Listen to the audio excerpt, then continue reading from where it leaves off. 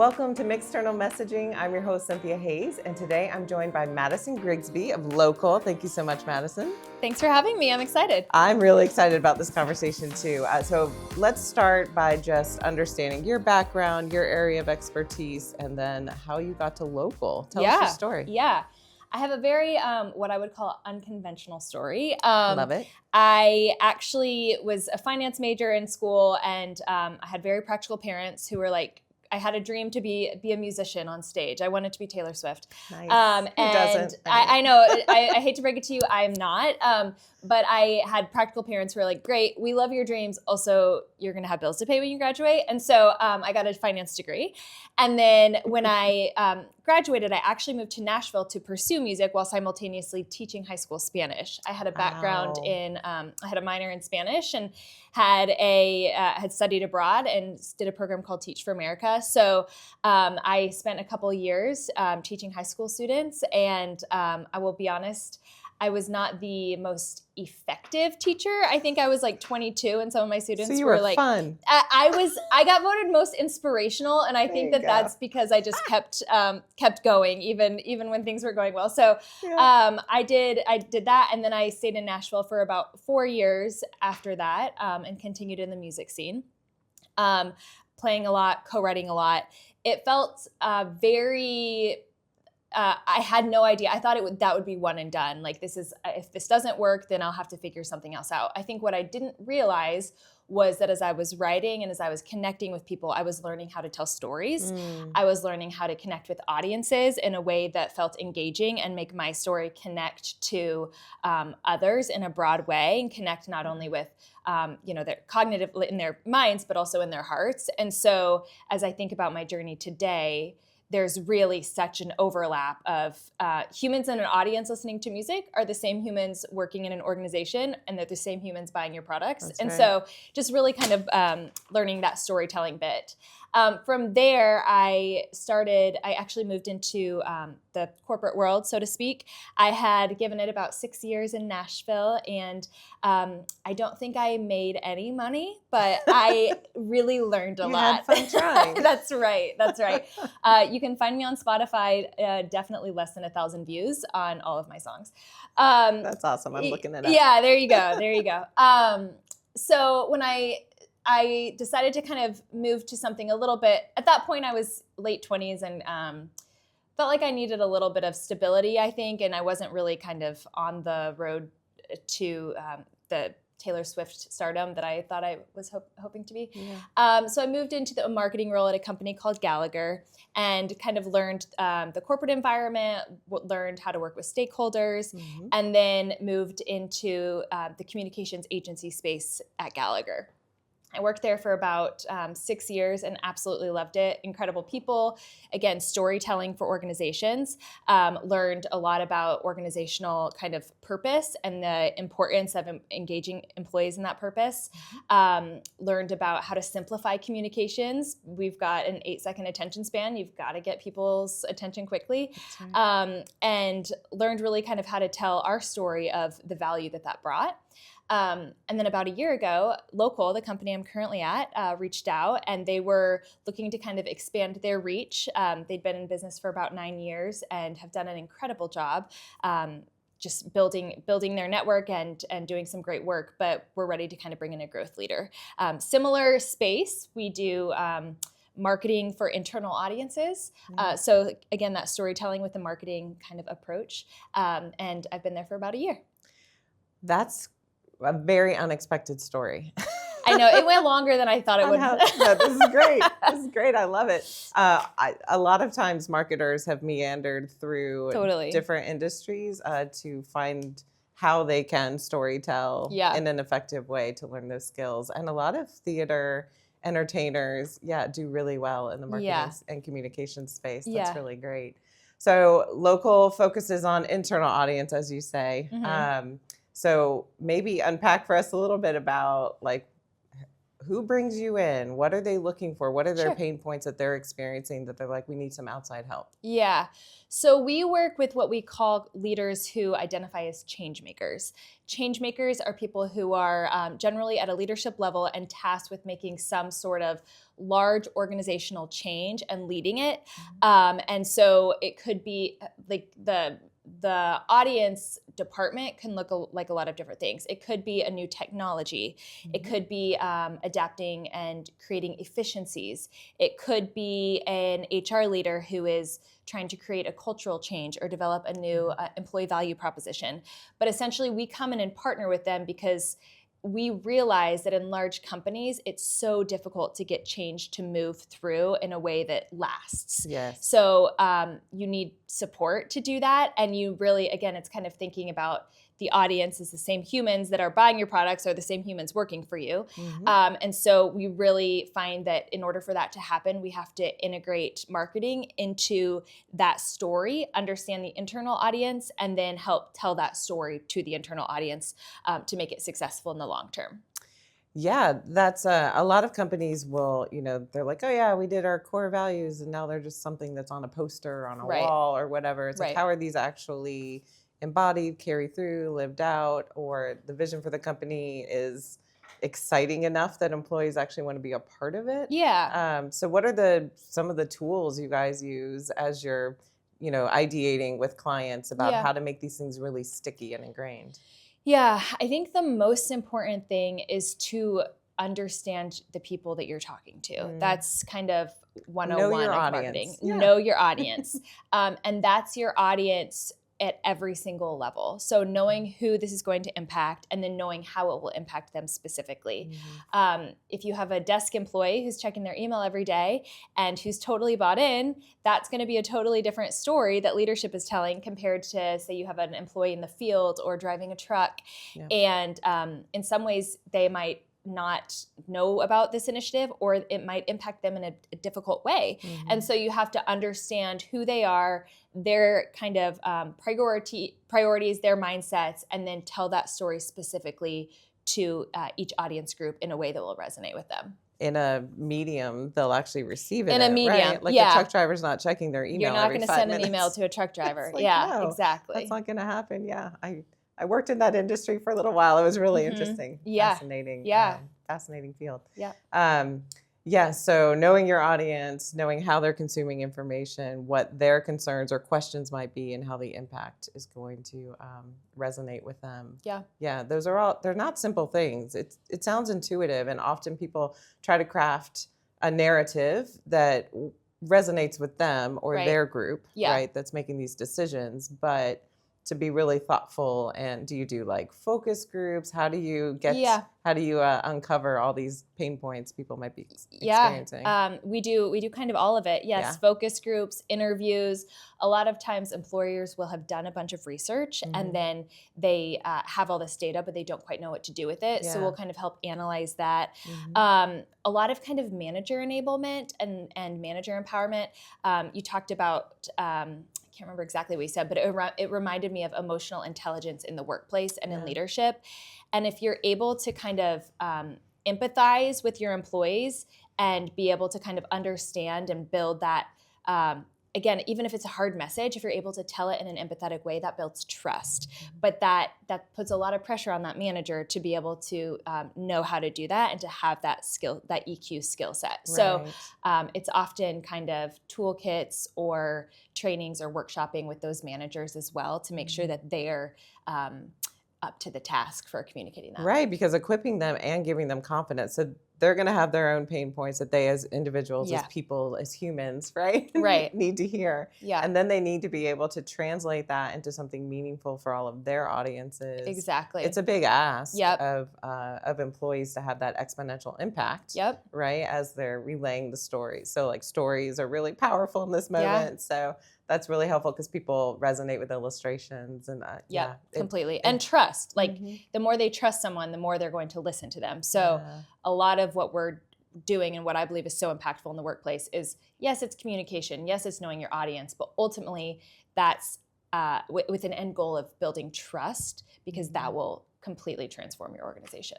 Yeah. So that trust of like the follow through. So as you're putting in these change management, you need to have some like quick wins. They need to start feeling some of that positive impact. Yeah. Like all of that is what do they need to know and feel to do the things you want them to do, right? The basic framework of it's a very complex web, especially across larger organizations like you guys typically work with. Yeah. I think it's just being brought into the story. It's not happening to you, it's happening with you. And even if you'd rather it not happen, at least we all have things in our lives that we wish wouldn't happen. But if we're given a heads up about them, or, once I had like a 4-hour layover or I was sitting on a tarmac for 4 hours. Oh gosh. But the pilot continually told me, or not me, that would be fun, continually announced. Maddison, I would like you to know. Every like 15 minutes or so, like, here's what's going on. And I was uncomfortable, but I was not annoyed. And I was like, how did that happen? And I realized it was like being brought into that difficulty in a way that was thinking about me. And the best case was that I knew it was going on. And so that's what we need to do with our employees too. Yeah. And then you can be empathetic to the pilot too, exactly. Right? It's like, out of their control. This is out of his control as well. And he's just dealing with the situation. We're all in it together. Completely. Rather than, I love that it's happening with you and not to you. That's a really good, good simple framework to kind of work from. Yeah. I like that phrasing a lot. I'm going to steal that, Maddison. Great. Hope you don't do mind. it. The pilot told me. Yeah. So as you're walking through and setting up some of these change management plans and communication plans and all of that, how are you measuring success, or how are your clients feeling that success and that lift? It can look a lot of different ways depending on the change. Sometimes the change is around technology adoption, and it's like we need 100% of our employees to start using this technology every day. Yeah. That can be measured. Sometimes if it's a more long-term change, like a cultural transformation or embodying brand values, that data or that sort of KPI is going to be a little bit softer and much longer term. So it could be employee survey results, feedback. It could be your ENPS score, your employee net promoter score. So it really kind of depends on what your goals are, and then working backwards to figure out specifically what you need to measure to get to those goals. Yeah. So starting with like, I know when we're engaging clients for like external marketing things, or even, the light touch we do internally, it's there's a baseline of where we are now and where we aspirationally would like to be, right? In any communications or marketing plan. So what are the meaningful results for that specific company? Those specific leaders are really looking that they feel like is going to drive the business forward. And then backing into like, okay, well then here's how we can kind of see those indicators along the way, whether they're soft or really hard metrics. Yeah, that's great. Okay, we're going to take a quick break, and then we're going to come back, and I'm going to pull some stories out of it. I love it. Yeah, great. All right. So this is Mixternal Messaging. I'll see you in just a minute. Mixternal Messaging, Marcom that roars, is brought to you by Liger. Tired of your brand message being a whimper instead of a roar? Mixternal Messaging cracks the code on the secret weapon of B2B success, uniting your internal and external brand narrative. We're taking deep dives into the challenges and strategies to craft a message that resonates, both inside your company and with your clients. No fluff, no theory, just real stories and actionable insights from the trenches. We'll be interviewing marketing and communication rock stars, hearing their triumphs and struggles in the world of mixternal messaging, across industries from tech to healthcare. Ready to make your brand roar? Tune in to Mixternal Messaging, Marcom that roars, a Liger podcast. For more information, visit ligerpartners.com and follow us on our social media.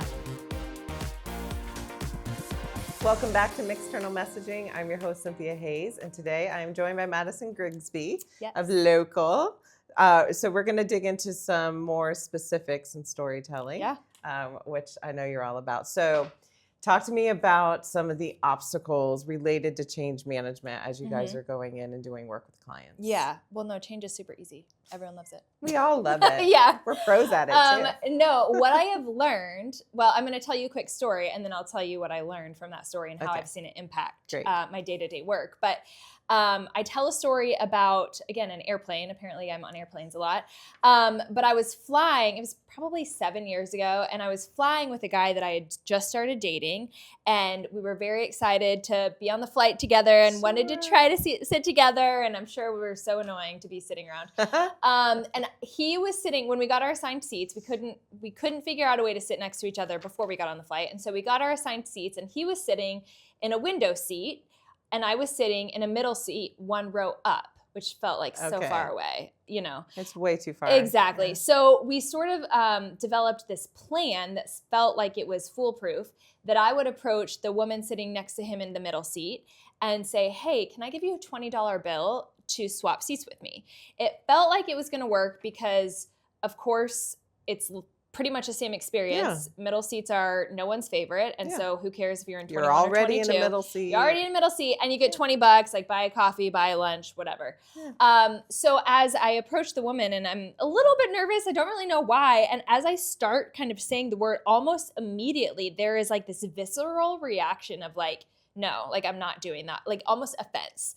And I was not surprised, and I guess it was my intuition that wasn't surprised, but I thought about it because I was like, it doesn't make sense. It's $20. It's the same experience. Anyways, we sat apart and survived. So sad. Exactly, I know. But what I learned was about something called the status quo bias. And the status quo bias is actually the human cognitive bias not to want to change, even if the alternative is better. So she gets a $20 bill, but for some reason, there's this skepticism to moving. She doesn't know why.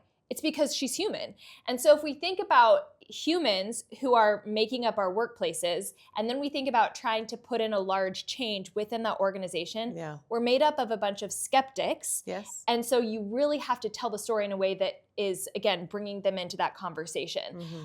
So the challenge is, people are generally wired not to want to change, so you need to figure out a way to tell the story in a way that highlights how it will benefit them in the long term or builds that trust. You have to be really thoughtful about how you're connecting with them in the change. Yes. Yeah, meeting them where they are. Exactly, right? Yeah. Yeah, which is super scary.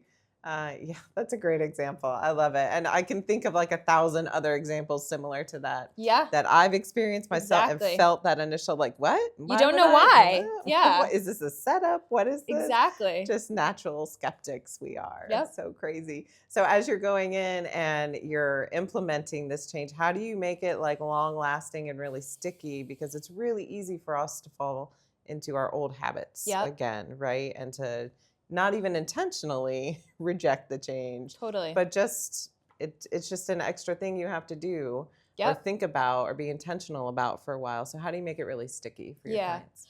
That's a great question, and one we work with our clients on a lot. Very often the change strategy is happening at an executive level, and then the day that it launches with employees or the employees' day one is when they think the change is complete. That is really the start of the mission and the start of getting it to sustain. Yeah. And so if you think about a brand experience, I like to tell the story of my dentist, and don't worry, I will come full circle because it seems very out there, and I know you don't know me that well, but I'll get there. I trust you. So I tell the story of a dentist and kind of tie it back in, but when I was first moving to Atlanta looking for a new dentist, as you do, my sister, who hates the dentist, was an advocate and was like, you have to go to this dentist. Dunwoody Dental Smiles, they are amazing. You just go. So again, kind of skeptically, I went at 2 p.m. on a Tuesday. I was just annoyed. It's the middle of the workday, whatever. I pull up, and as I pull up, there is a sheet like this printed off, I think with some clip art on it. Okay. And it said, welcome to Dunwoody Dental Smiles, Maddison Grigsby. And it had a balloon connected to it. And it was on like the reserved sign, right? They just taped it on. Yeah. Very simple, probably cost them $3. And I was like, oh, I kind of like the dentist. You know, I feel like a little bit seen and whatever. So I kind of strut my way in. And approached the woman who's at the desk, and she's so kind, so efficient, asked me if I need anything. There's like M&Ms and sodas in the fridge in the waiting room. Yeah, which I'm like, of course, this is brilliant, like ongoing revenue stream. Yeah. And there was a massage chair in the waiting room. And so I sat down. As I was waiting, I was able to get a massage. And I was like, I am loving this place. A few minutes later, I go back with the tech to do the cleaning, and there is a comfort menu laminated on the dentist chair that says, how can we make your stay more comfortable? Lip balm, warm neck pillow, blanket, like TV channel, charger, whatever. Obviously warm neck pillow. And so I get my teeth cleaned, and then the dentist comes in, and the tech is like, okay, do you want your information like really extensive about everything that we did, or do you just want like an, quick 5-second review and then head out the door? Yeah. And so I said the quick overview. The dentist comes in. I probably speak to him for less than 30 seconds, and then I'm out the door with a thank you card and like an Amazon referral card, I think. Wow. It sounds made up. But I think about that, and I think about how every single point of my experience had the intentionality, the thoughtfulness, the story of you matter, this is personal, we see you. From the moment I drove in to the moment I left, at every single milestone, that was the same sort of sentiment and feeling and story was being told to me. Yep. We do that really well for consumers. We think about our customers. How can we please our customers, get 100% customer satisfaction? Employees too often are secondary, if an afterthought at all. And so when you want to change to stick, getting back to your answer, we have to think about, if you want this change or this cultural initiative or this purpose or mission to happen, you have got to infuse that into every single element of the employee life cycle. As you're recruiting, this is our purpose. This is how it's embodied. As you are onboarding, in your recognition programs, this is what we recognize. These are the behaviors we recognize. In your well-being programs, in your offboarding, in their career growth, L&D, you have to be thoughtful about whatever the change is, infusing that story into each part of that employee life cycle, because that is what will get that lasting change. That's so amazing, and I'm really gonna sign up for your dentist. I know. The best. Dunwoody Dental Smiles. I don't get referrals. That's so Maybe great. I should. You totally should after this. No, that's great. I love that.